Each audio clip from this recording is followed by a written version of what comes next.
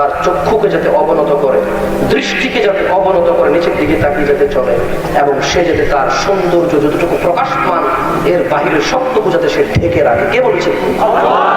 তো আল্লাহ ওকে বানাইছে, তাহলে তো আল্লাহর কথা মানতো। ওর মা ওকে পেটে রেখে বানাইছে, ওর বাপ ওকে বানাইছে, এই জন্য ওর বাপ ওকে কি বলে এটাকে, ইন্ডিয়ান সিরিয়াল অনুযায়ী তো কাপড় চোপড় বের হয়ে গেছে। জানি না ভাই, পাখি ড্রেস হোক, কাউয়া ড্রেস, কুত্তা ড্রেস, যাই হোক,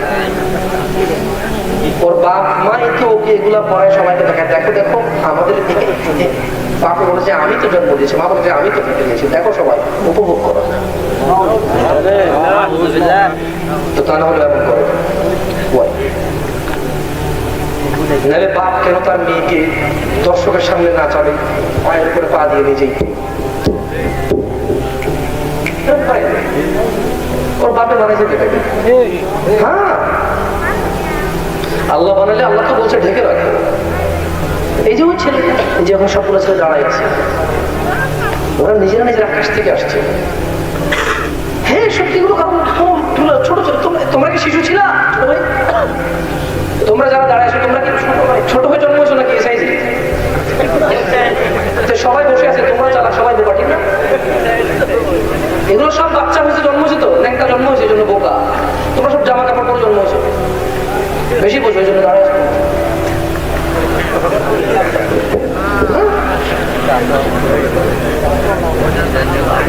সত্যি বলছি, আপনি সব বোকা তো এখানে যারা আছেন। ও কি ইংরেজি পড়ে আপনি পারেন? ও আরবি পড়ে আপনি পারেন? ও চশমা পরে আপনি পারেন? ও লাঠি দিলে কত জোর, এটা আপনি ফুটবল মতো উড়ে যাবেন, জানেন? ওর বন্ধু আছে, ফোন দিলে 30 জন আসবে, আপনার আছে?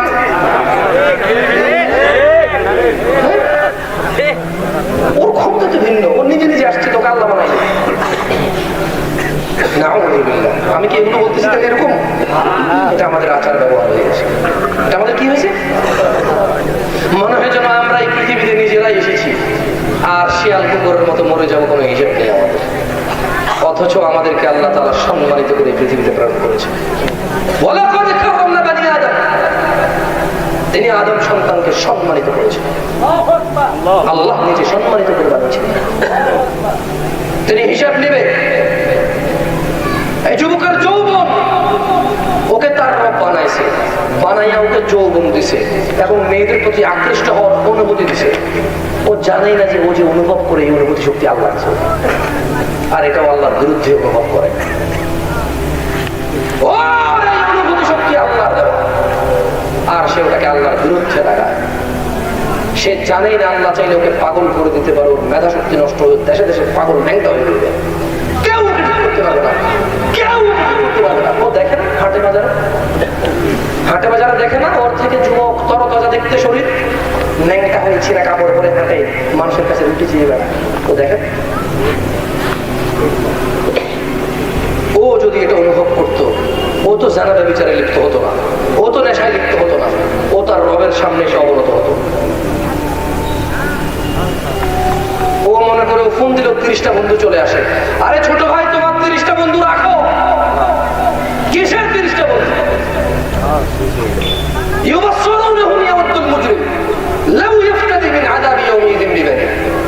আরে ছোট বোন রাখেন আপনি, আপনি ফোন দিলে আপনার প্রেমিক 50 জন নিয়ে চলে আসবে, এখন একজনকে বাইরে চলে যাবে।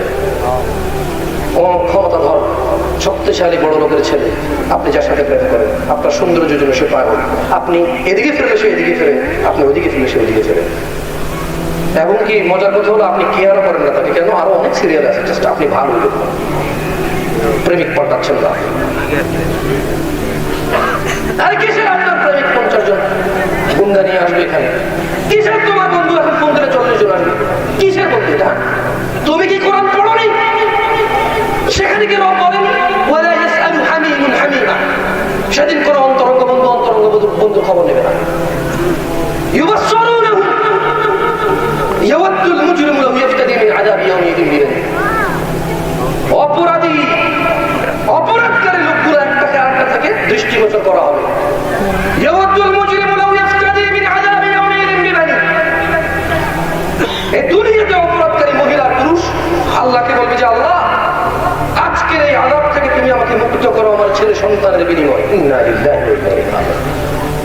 জি জি, আপনি আপনার ছেলেকে আল্লাহকে দিয়ে দিবেন, বলুন যে আল্লাহকে জাহান্নামে ফেলো, আমাকে বাঁচাও।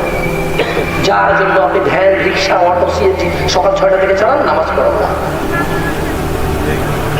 যার জন্য আপনি সুদ, ঘুষ, হারাম কিচ্ছু আছেন না, শুধু এই চিন্তা করে যে আমি মরে গেলে ওর কি হবে, আমি যদি ওর জন্য লাখ লাখ কোটি কোটি টাকা না দিয়ে রেখে যেতে পারি, ওর কি হবে আমার ছেলে, এই চিন্তা করে আপনি আল্লাহর দিকে আসেন।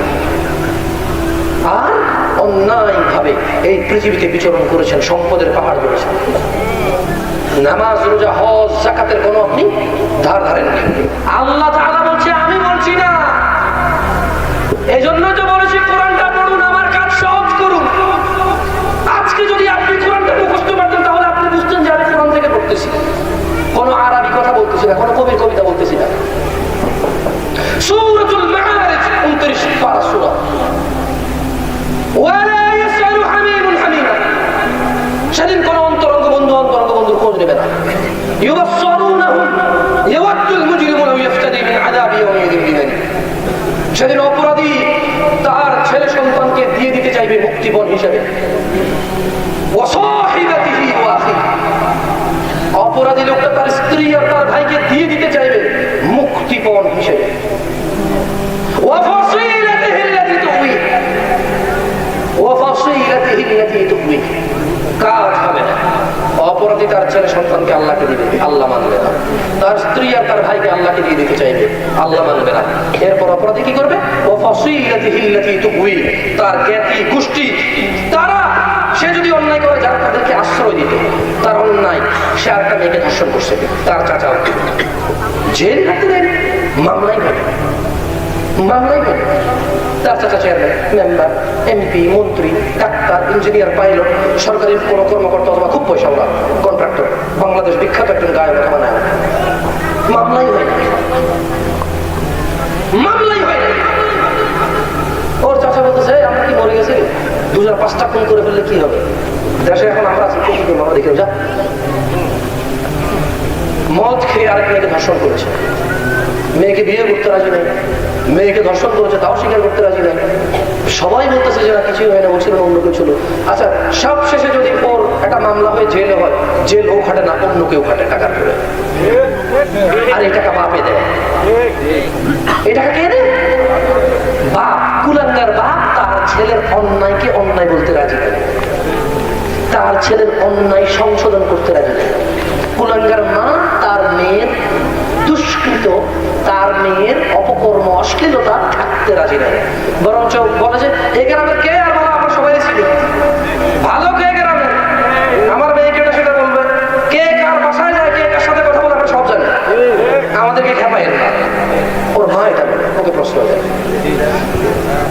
তোমাদের বেতুয়ার মানুষদেরকে উদ্দেশ্য করে বলছি, রব পুরো পৃথিবীর মানুষকে উদ্দেশ্য করে বলেছে, ওয়ালা ইয়াসআলু হামীমুন হামীমা, কোন অন্তরঙ্গ বন্ধুর খোঁজ নেবে না।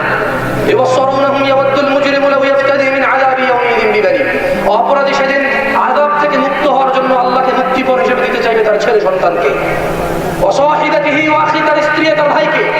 ওয়া ফাসিলাতিহি আল্লাতী তুবি, তার জ্ঞাতি তার গোষ্ঠীকে। ওয়া মান ফিল আরদি জামিআন সুম্মা ইউনজি, এই পুরো জমিনে যা কিছু আছে সবকিছু আল্লাহকে দিতে চাইবে, তারপরে সে মুক্ত হতে চাইবে।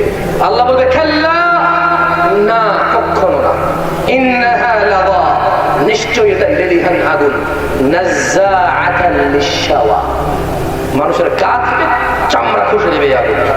তোমার ওই ছেলে সন্তান, ভাই, স্ত্রী, জ্ঞাতি গোষ্ঠী আর পুরো দুনিয়ার বিনিময়ে আজকে আগুন থেকে রক্ষা। ও বেজুয়ার মানুষ, সময় থাকতে রবের দিকে আসো। যুবক ভাইরা, তুমি একদিন বৃদ্ধ হবা, তবে বৃদ্ধ হবা এই গ্যারান্টি কেউ দিতে পারে না, হয়তো এর আগেই চলে যাবা। যুবতী বোন আমার, তুমি একদিন বৃদ্ধা হবা, তবে এই গ্যারান্টি কেউ দিতে পারবে না, হয়তো এর আগেই চলে যাবা। আজকেই ভালো হয়ে যাও, আজকেই রবের সামনে আসো।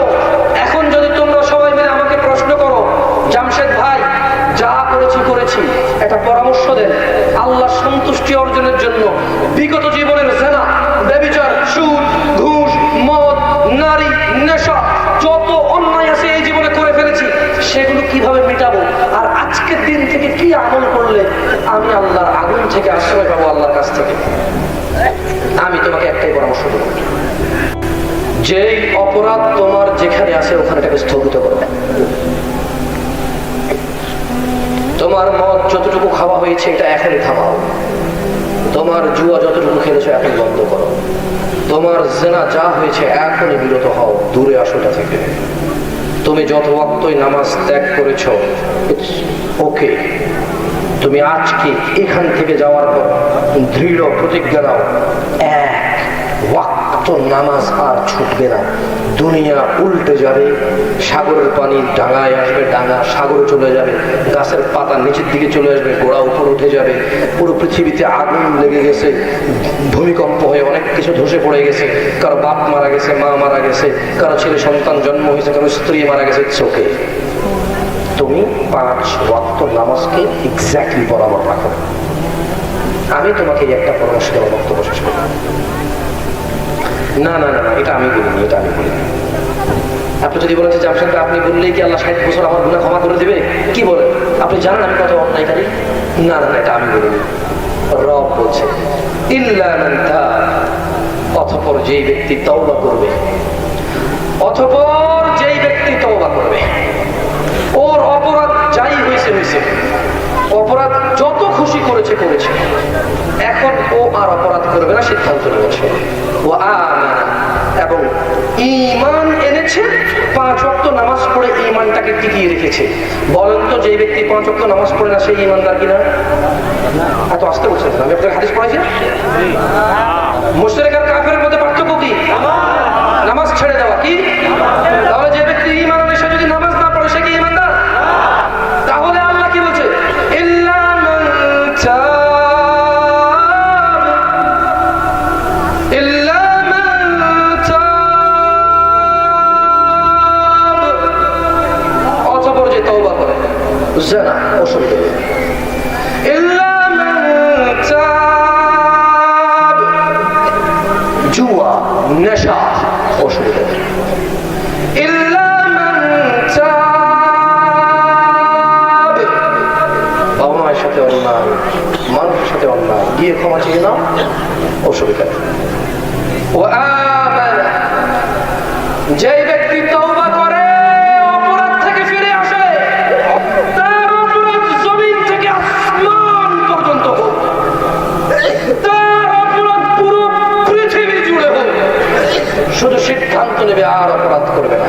ও আমানা, ঈমান আনবে, ও আমিলা আমালান সালিহা, এবং নেক সৎ ভালো কাজ কর্ম করবে।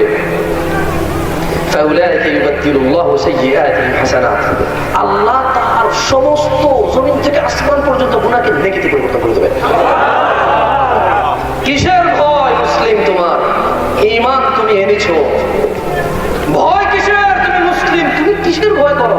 তুমি ঈমান এনেছো এমন রবের কাছে, তুমি আত্মসমর্পণ করেছো বোন আমার এমন রবের কাছে, যিনি তোমার জমিন থেকে আসমান পর্যন্ত গুনাহ শুধু ক্ষমা করবে না, এটাকেই নেকিতে পরিবর্তন করে দেবে। তুমি শুধু ঈমান আনো, গুনাহ থেকে ফিরে আসো, ভালো কাজ করো, তিনি তোমার সমস্ত গুনাহকে নেকিতে পরিবর্তন করে তোমাকে জান্নাত দিয়ে দেবেন ইনশাআল্লাহ। আল্লাহ তাআলা আমাদের সমস্ত গুনাহকে ক্ষমা করুন, তিনি আমাদেরকে 5 ওয়াক্ত নামাজ পড়ার তৌফিক দান করুন। বেতুয়ার মানুষের কাছে শেষ একটা স্টেটমেন্ট নেব।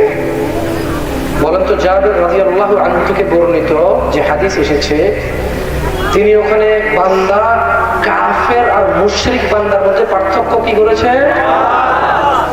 না, নামাজ ছেড়ে দেওয়াতে করেছে। কারণ শুধু যদি নামাজ হয় তাহলে এটা দুটো অপশন থাকে, একটা হলো আদায় করা, একটা হলো ছেড়ে দেওয়া। জাবের রাদিয়াল্লাহু আনহু আল্লাহ নবীকে বলতে শুনেছে যে লোকটা নামাজ ছেড়ে দিয়েছে, সে কুফরিও করেছে, শিরকও করেছে। বেতুয়ার মানুষকে একটা অনুরোধ করবো, লা তুশরিক বিল্লাহ, তোমরা আল্লাহর সাথে শিরিক করিও না।